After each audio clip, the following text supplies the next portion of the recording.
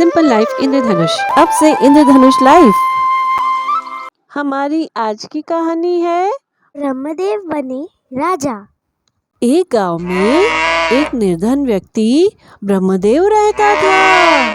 वह बहुत विद्वान था लेकिन गरीब था। एक दिन उसने यह तय किया कि वह रुपए कमाने के लिए दूसरे राज्य जाएगा।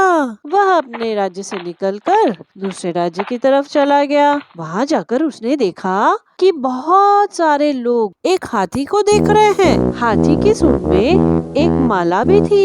ये क्या हो रहा है? ब्रह्मदेव भी उत्सुकता से वहीं रुक गया। तभी हाथी बढ़ता हुआ ब्रह्मदेव की तरफ आया और उसने ब्रह्मदेव के गले में माला पहना दी। जैसे ही हाथी ने माला पहनाई, सारे लोग बोल पड़े, महाराज की जय हो, महाराज की जय हो। ब्रह्मदेव को कुछ समझ में ही नहीं आया कि आखिर ये सब हो क्या रहा है। तभी हाथी के पीछे आ रहे राजपुरोहित ने ब्रह्मदेव को बताया कि उस राज्य का यह नियम था कि हर 5 साल में वह हाथी एक माला लेकर निकलता था और जिसके भी गले में वह माला डाल देता था वही अगले 5 साल के लिए राजा होता था। और क्योंकि हाथी ने ब्रह्मदेव के गले में माला डाली है, इसलिए अब से 5 साल के लिए वो ही वहाँ के राजा हो गए। ब्रह्मदेव के आश्चर्य का ठिकाना नहीं रहा। उसे कुछ समझ ही नहीं आ रहा था। तभी ब्रह्मदेव ने देखा कि वहाँ पर जितने भी लोग थे वो अचानक राजा के कपड़े पहने हुए एक व्यक्ति को विदा करने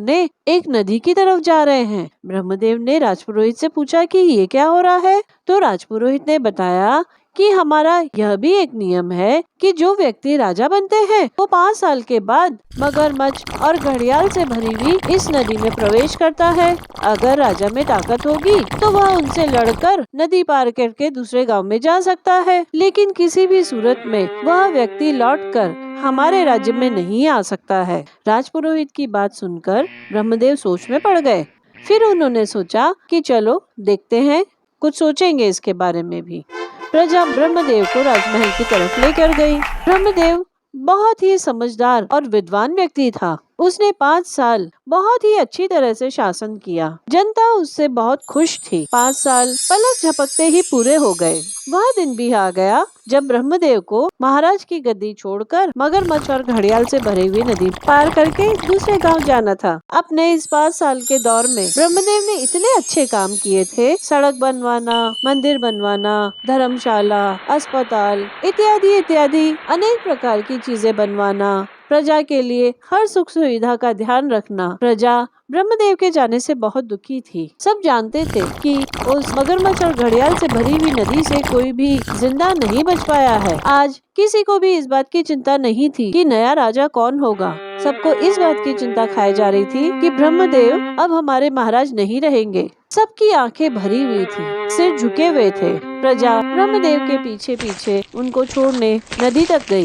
किसी में यह हिम्मत भी नहीं थी कि वो नजरें उठाकर देख ले। यहाँ तक कि राजपुरोहित और सभी सैनिकों की आंखें भी डबडबा रही थी। थोड़ी देर बाद जब सबने उस तरफ देखा तो यह क्या, सबकी खुशी और आश्चर्य का ठिकाना नहीं रहा। उन्होंने देखा उस नदी पर तो एक पुल बना हुआ है और ब्रह्मदेव उस पुल को पार करके दूसरी तरफ जा रहे हैं। राजपुरोहित ने ब्रह्मदेव को आवाज दी, महाराज, महाराज।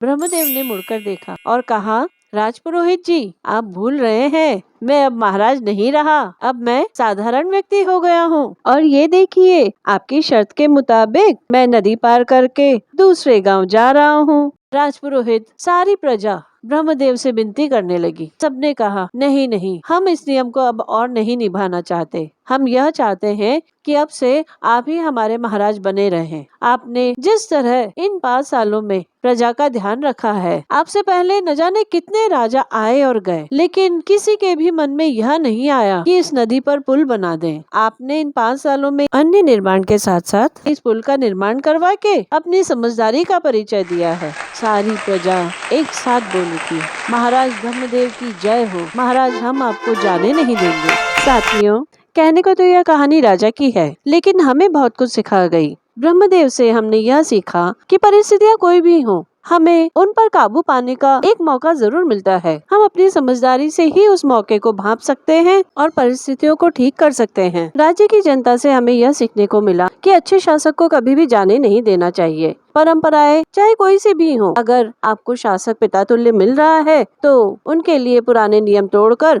नए नियम भी अपनाने में संकोच नहीं करना चाहिए। अगर आपको हमारे वीडियोस अच्छे लगते हैं तो सब्सक्राइब करिए, यह बिल्कुल फ्री है। इस वीडियो के बारे में हमें कमेंट करके बताएं, लाइक करें, शेयर करें। धन्यवाद।